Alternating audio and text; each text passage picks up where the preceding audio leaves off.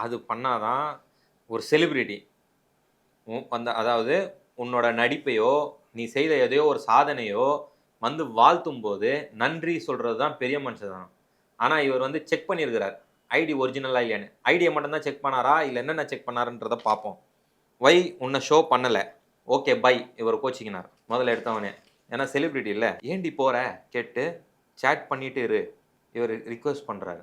Celebrity celebrity போய் ஏன் request பண்ணணும்? செலிபிரிட்டி தானே வந்து ரிக்வெஸ்ட் பண்ணணும். நீங்க அந்த மாதிரி நடந்துக்கல. அப்போனா ஏண்டி போற, நான் கொடுக்கவா, என்னது ஒரே முத்தங்கள், எமோஜி பொம்மை.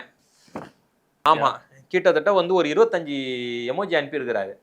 அவ்வளோ ஃபீலிங்ஸ் அண்ணனுக்கு. ஆர் யூ அலோன், நீ தனியா இருக்கியா? அந்த பொண்ணு தனியா இருந்தா என்ன, இல்லைன்னா உனக்கு என்ன? அந்த பொண்ணுகிட்ட ஆர் யூ அலோன், தனியா இருக்கிறியான்னு கேட்டிருக்கிறார். பிகாஸ் நான் தனியா இருக்கிறதால ஷர்ட்டு போடாம தான் இருக்கேன். தனியா இவர் இருக்கிறாரா, ஷர்ட்டு போடாம இருக்கிறாரா, அந்த பொண்ணுக்கு வந்து இன்டிமேட் பண்றாரு.